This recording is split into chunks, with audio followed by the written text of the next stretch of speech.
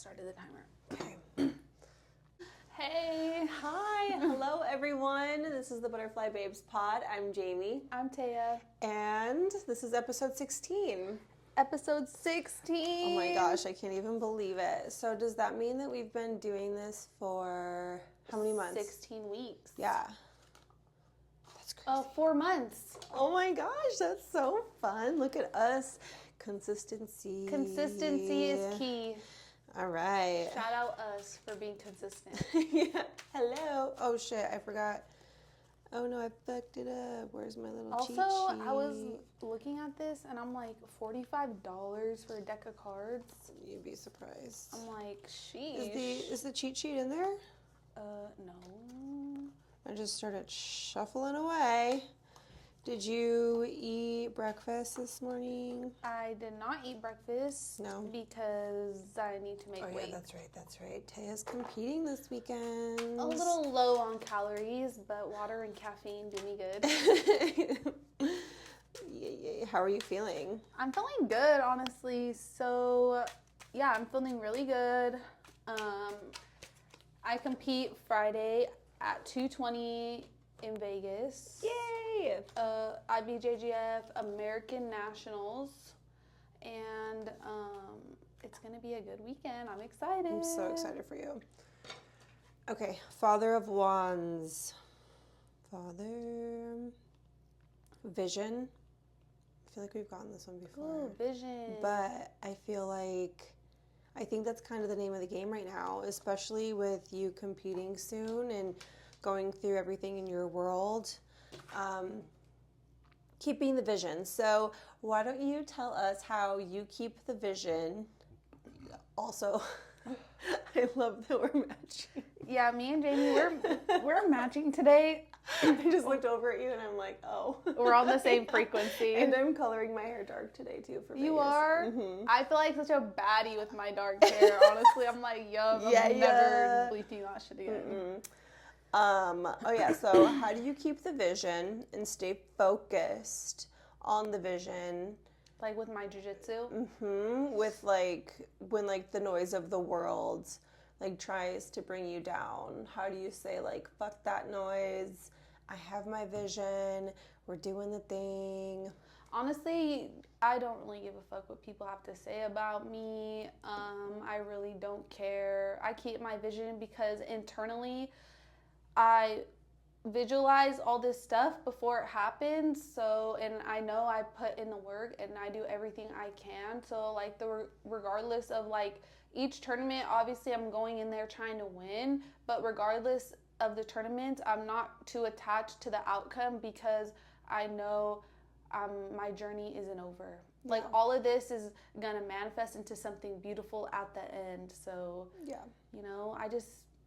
that's how I keep a hold of my vision. I love it. Yeah, I'm just so like internally like I just have like on the inside I know, so I don't really like let like the outside factors get to me. Yeah, that's good. Yeah. So talk about visualization. Do you visualize when you are meditating? Do you visualize throughout the day? Like what is like when you visualize yourself? What like walk us through that process? Okay, this is pretty personal. Oh, but no, yeah, it's good. So when I have tournaments coming up, I usually do like a 10-minute meditation every morning, and I picture everything the way I want it to go, from my weight to like I see myself like before like walking onto the mats, like winning, subbing girls, when they put the medal around my neck, basically everything that, well, the way I like, usually the way things turned out is like the way I played it in my head. So a lot of times when I win, I'm like not too surprised because you're like, I already saw it, bitch. Knew it. Yeah. I love it. That's cool. I love that for you. Yeah, so, but it's going to be a good weekend, and the tournament's in Vegas, and Jamie's going to be there too. I'm going to Vegas. So we're probably going to turn up. I'm trying to get her to go to DJ Snake. At Zook. Yeah. So I think I'm going to go. You should. We got our tickets. It was so cheap. Like, I'm just excited to just dance. I love Vegas so much, dude. I'm so excited to go there. I'm excited that we have an Airbnb off of the strip so we can, like I said before, like, kind of stay in routine. But where are you guys staying? I don't know. We're staying at a hotel. I don't think it's a casino though. I think it's a little bit off the strip too, but I'm not sure because my dad still has to like let me know. But it's kind of nice because me and Amon, we're gonna drive, so we'll have a car, which is pretty cool. Because normally we have to like Uber everywhere, which is fine. But you know, it's just nice when we have our own car. Yeah, it really is. It's fight week too, like UFC International Fight Week. How do you feel about Conor McGregor pulling out because he broke his pinky toe? I'm not surprised. Like, I'm just not surprised at all. Like, when you get to a certain point in your career and you have all this, like before, like when you're trying to make it, like these fighters have nothing, they're broke, you know, like if he was still on the come up, he probably would have fought with that pinky toe, like, and that shit just looked bruised. But it's like a big deal, like International Fight Week, like they've been preparing, hyping this up, like, I don't know. I feel like a part of me feels like he did it just to like stay like in like basically just so people could like not forget about him. Because even like the past fights, the last few weekends are like showing like the commercial, like the return of Conor McGregor. So like it kind of gets people like still thinking about him and stuff like that. But then it's like the biggest fucking letdown when he's like, oh, I broke my pinky toe. Yeah, it is a big letdown to the fans, but at the end of the day, he's a billionaire. So like that little money he's gonna make from the UFC, it's not gonna like change his life, you know. Like you already have like when I feel like once you get to a certain point, you have like fighting's hard, dude. Like you see it, like I mean, you know, like UFC fighters, like it's a hard life to like train and cut weight and like injuries and being strict on your diet. Like it's hard. So I mean, you know, like once you're pretty successful, it's kind of just like, like I don't have to do it. But still, I'm like, I just feel like as an entertainer, I get it. Like as an athlete and a billionaire and whatever, but like you still, I feel like to the fans have an obligation to show up as an entertainer. But like I feel like if he loses, people are just gonna laugh and call him a clown too, because just still laugh at him and call him a clown. I think he's like so annoying, like so annoying. But like, I just think he's, I don't know, Connor. I just feel like he's like kind of washed up now. I thought you call him by his first name, Connor. Like I know him or something. Oh my god. I mean, obviously, it would be cool if he was still gonna fight. Like, I feel like that was what everybody wanted to see. But we all wanted to see it. Like, the haters, his fans, like, everyone. We were all so ready for this fight. And it's just, like, it just feels like a letdown. Even as someone who just could, like, care less for him, like, it still just kind of feels like, damn. It's just but Conor McGregor, I feel like, it's just kind of like, just like a letdown. But that's okay. It's whatever. It doesn't really affect me. No, it's still not gonna at all. turn up. So who's the main event? It's Piera. Oh my god, dude. My brother's gonna clown me for not even knowing. I don't know. That's so funny. Who knows? I think it's Piera versus somebody. I don't know. Do you know anyone else who's fighting? Well, I could look at the card. I might know a couple of names.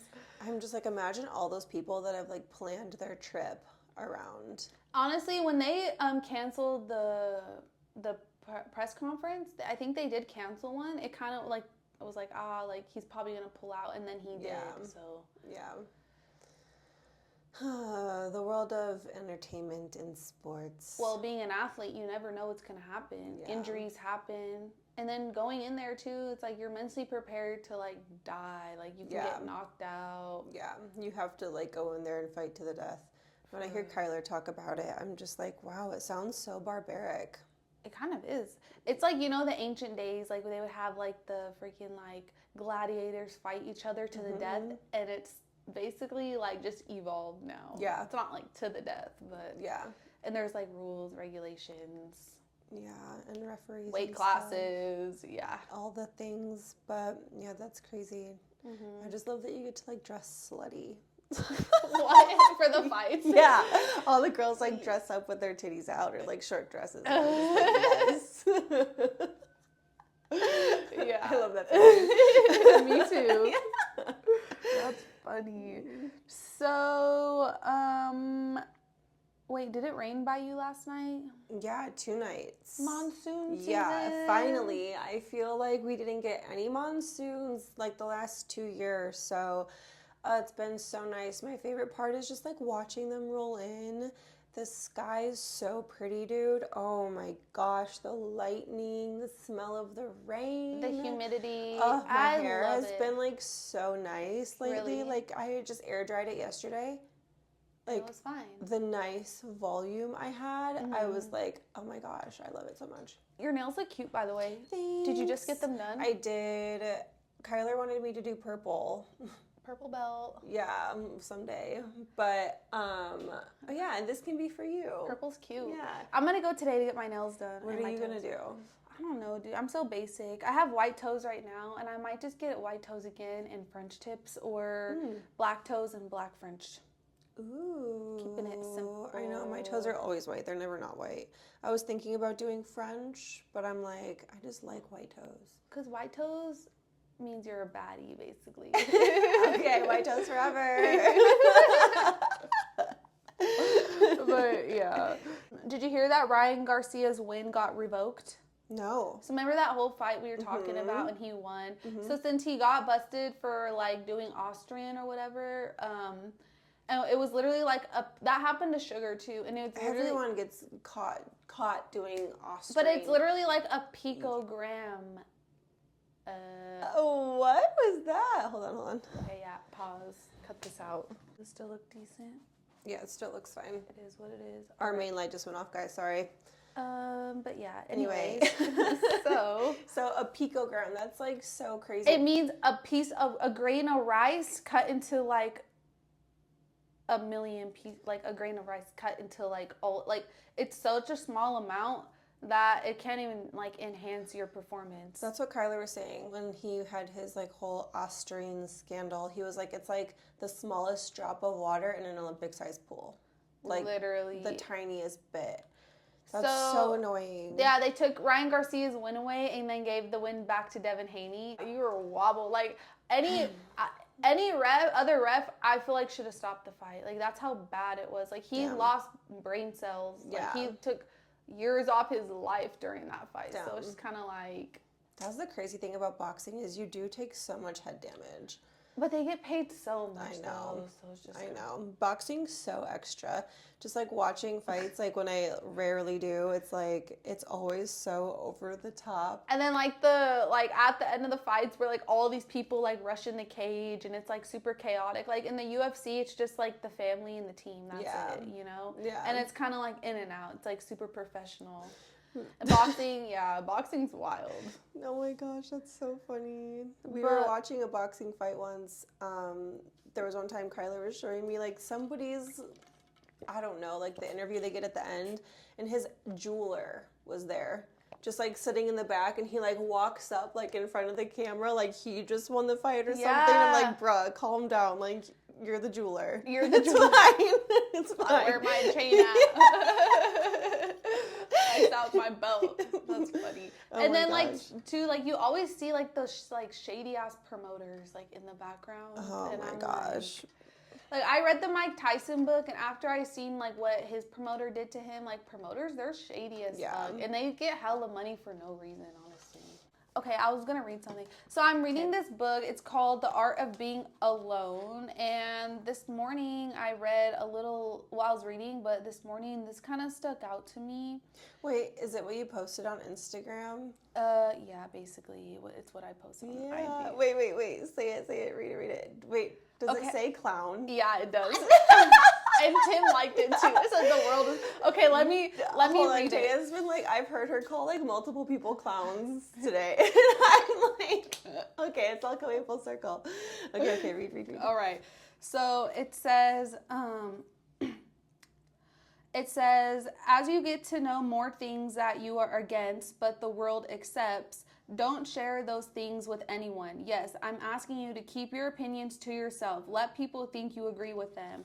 And that's not because you are a people pleaser or if you are afraid to voice your opinions, but because the world is full of clowns. Not everyone has an open mind to accept that differences of opinions can exist. Don't go out there and scream your perception. Don't assume that people will agree with you. I love it. So I agree with that. And it's like a different perspective because sometimes you want to like say your opinion and like think that you're right all the time, but it's just like a lot of people don't think like the way we think. No, and I think for the longest time, like I still am like such an oversharer and like living my life in so many different places. Like my Insta was just a place where I would like share my opinions or what I was doing that day or things that I was going through. Like it was kind of like your stories are so funny. It was kind of like my virtual journal, and that's why I started like my like close friends thing because I'm just too much. And now I have like Kyler's family that follows me, like clients started following me, and it's like okay, like wait, how many people are on your close friends? 20. Okay, yeah, literally. It's like not a lot. Like not only the people I fuck Yeah, with. exactly. Like people I actually like talk to in real life or who I don't mind like being cringe in front of. Literally. But I've noticed as I get older, there's just like there's like a good what is it? How do I put it? What's the word? Like there's benefits in keeping shit to yourself and being a little bit more private.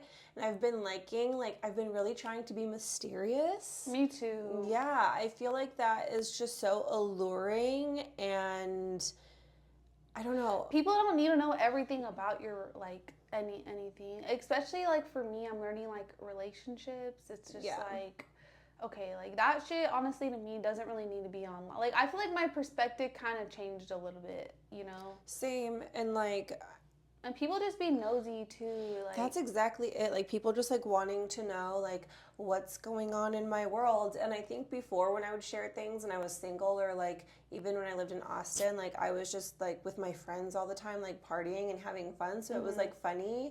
But now like my life is just a little bit more private in general. So I kind of like the mystery of like and don't get it twisted, like we're so wild and we just, you know, it's just like I just don't need to post like every time I'm out and about or like you know, it's just like sometimes I don't know, especially with my close friends is cool now, like I'm posting more on that, but I just feel like for my Instagram I just want to keep it more like professional, like mostly just jujitsu and like a couple things about my life, but like not people don't really need to know all your I was business. thinking about like deactivating my personal and just like being on my professional for a little bit, but just do you have your notifications off? Yeah. I turn my notifications I never have them on. I couldn't do that. It would be too much. Like sometimes I feel like I want to take like I like posting pictures of myself or like a little bit more stuff to show like my girly side and my jiu-jitsu side. It's like a little balance, you know, but it's not like too personal, just pictures. That's how I want it to be too. Like my personal, I'm always like archiving, putting new things on. I usually only have like 12 pictures up at once. But I don't know. And I love like a good Kanye moment where you just take everything off. You know what I mean? And put like one picture back. Yeah. I don't know. I'm just changing as a person, and I'm like, how do I want to show up in the world? You know? Yeah, I feel it honestly. Me too. I love how the book said, like, let people think that you agree with them. I think I could be so confrontational. Me too. Like, where I'm like, I'll fight you on my opinion any day. But now I don't know if it's maturity.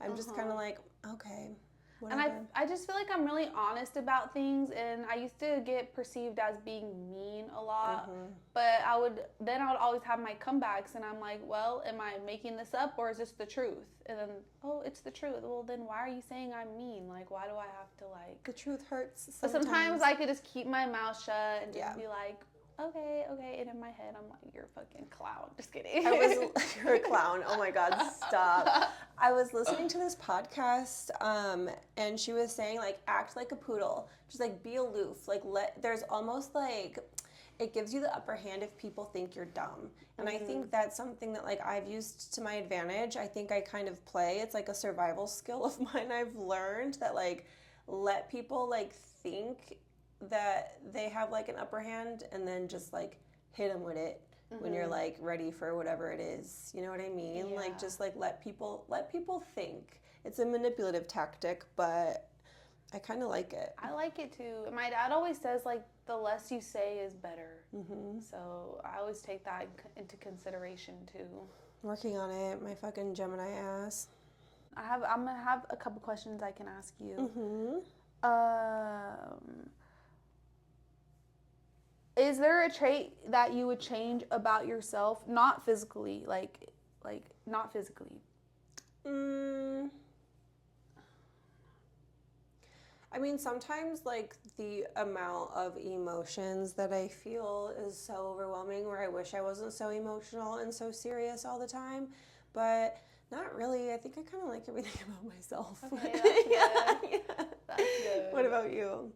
A trait that I would change about myself, honestly, I don't know. It would probably be my moods, and it's just like if you know me, like you kind of know this about me. But either my moods are like really up, like I'm good, I'm chilling, happy, or like they're really low, like I'm sad, I'm not feeling it. It would be nice if I didn't really have those highs and lows all the time, but maybe that's what makes me who I am. Yeah, I think that's. I don't know, like thinking about anything that I would want to change about myself. I feel like if I really needed to, like I used to have really bad anger issues. Like I've done everything I possibly could. Lots of therapy, lots of anger management, lots of like self-reflection to fix that and not do that. I think if I notice something that I'm doing is like hurting the people I love or hurting myself, I feel like I'm pretty good at addressing it. Even if it takes me a while and it's like a long time working on it, I think it's just part of the human experience is like refining who we are and like trying to show up as the best version of ourselves. But yeah, I don't know. I like the person I'm becoming. That's know, good. Especially in comparison to like what I could be or who I've been in the past. You know, Same. Self-love, guys. Yes, it's all about the self-love, baby. Okay, what is one thing that you can't live without? Weed? I don't know. I was gonna say my dogs, but it's yeah, for sure, my pups. It's just like Buster is just so old. I'm like gonna have to live without him at some point. So okay, wait. Like, what about not an animal or a person? Like not a living thing, just like a thing. Sunshine. The sun, yeah, that's a good one. Yeah. Can't live without the sun. The moon, the sky. Have you ever thought about like one day if we wake up and the sun stops shining? Like what if the sun like goes down and never comes back up? We would die. We would literally die. The whole planet would literally die. Yeah. That happens in Alaska. The sun doesn't come up like all winter. I know. That's so weird. I wonder how many depressed people are in Alaska. Alaska Team Cody lives there. Yeah. She loves it. Yeah, that's wild. I know. And she's thriving and so happy. And I'm just like... How do you thrive in the dark? I don't know. That girl is... She's her little ray of sunshine herself, so... So, let me ask you something else. What roles do friends and family play in relationships? Like, in romantic relationships? And this is one I was like kind of thinking about this morning too, because I'm like, So I've been with Kyler for almost 3 years now, and he's never met my family. So I think that there are just certain boundaries. I think it all just depends on like your relationship with your family first. But like his family, you know his family. Yeah, but he's closer with his family, and his family is more involved in his world, where like my family's not so involved in my world, and he still loves and accepts his family and wants them to be a part of his day-to-day, and I don't really have that. I'm still learning how to like have my family in my life day-to-day. We definitely are. He's gonna have to like go up to Indiana soon and like meet my family and kind of hang out. We just have to. It's time, you know, but I think it just kind of depends on like, your relationship with your family first and like how you want the boundaries to look around like your own romantic relationship, if that makes sense. Yeah, that's a good one. What about you? I mean, my family will always accept me for who I want to be with, which I'm super grateful of. They're just like, as long as you're happy. But I am really close with my parents, and my parents always give me good advice, and they always have my best interests at heart. So I do like confide in them, and like I'll tell them like things that are going on. And honestly, I know some people are like always say like, oh, like keep your families out of relationships and all this, but I'm like, my family doesn't get involved. Like they wouldn't like go to my partner and be like, don't do this, or it's more of like on like my end of things. But I'm super grateful for, because I could really just be honest with my parents, and I could just tell them how it is, even if I'm in the wrong, or like even if I did something that I shouldn't have, and they'll always like accept me and keep it real with me. Yeah, that's important. So I think that's know. really important. I think my family plays a big role in my relationship, because I could like talk to them about things. Like for me, it's kind of hard for me to keep things on the inside. But then also it's like, oh, who do you trust to vent to? 'Cause everybody's fake. So yeah, it's so true. And I don't think like friends, like it kind of like I get irritated when like if I have a friend and like we're really close, and I'm like venting to them about my relationship, but if I don't do what they say, or if I don't take their advice, they start treating me different. Yeah. Like that's kind of weird to me. Like I don't really like, that was like the part, like what the roles friends play. Like I think your friend should be, if they're a true friend, they should accept you for whatever you want to do in your life. Yeah, I agree. I feel like who are we to tell anyone like what to do? And I think everyone has the right to set boundaries, like whatever, but also it does kind of hurt like when you have people that kind of like walk away from the friendship because of who you're dating. It's just kind of like, and it's like, why are you like, if you were my friend, I would be able to vent to you and you would just listen to me and like talk to me and just like accept me for who I am. Not like, oh, like if you don't do this or if you don't break up with them, then like I'm gonna start being weird and not talking to you. Yeah. Like, I mean, I've had that happen to me too, and it's just it's hard, and it can get lonely sometimes, because it's like when you do go through shit and you do need support, like you feel like you can't talk to anybody about it, and like we need community, especially as women. And like again, they can set their boundaries and they can choose whether or not they want to be friends with you, but it just sucks, especially people like us who would like walk through fire as long as we needed to for anyone. And I think that you can't expect people to put in as much as you do, because everyone's kind of got their own shit going on. But then also it's like, it really sucks. I mean, like I said, they have the right to do it. It's just like, damn.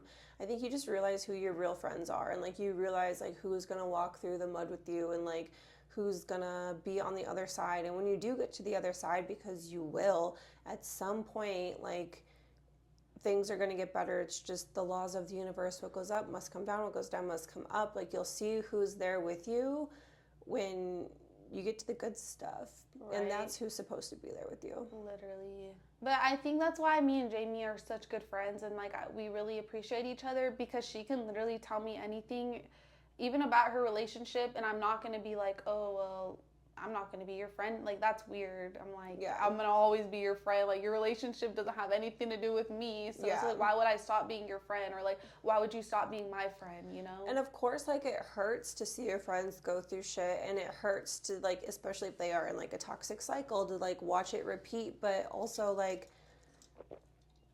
we all have shit that we do that's, like, off, and we all have shit that we do that it could be a little annoying or wrong or whatever, but it's just, I don't know. I just think loyalty should be unconditional.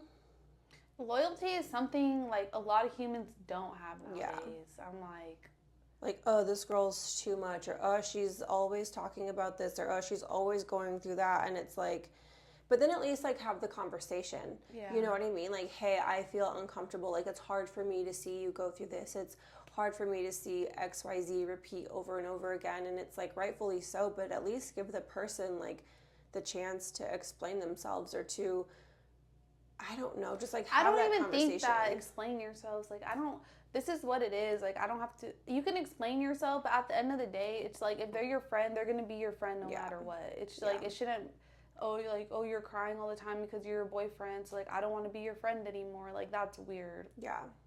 Yep. Clown activity. Just kidding. These fucking clowns out here. That's so funny, dude. I love that, like, clown is your word right now. I know. We'll see what my word is next week, though. Okay. One more question, and then we'll wrap it up. But do you think antidepressants work? Yeah, I do. But what about the side effects? Don't love the side effects. I think that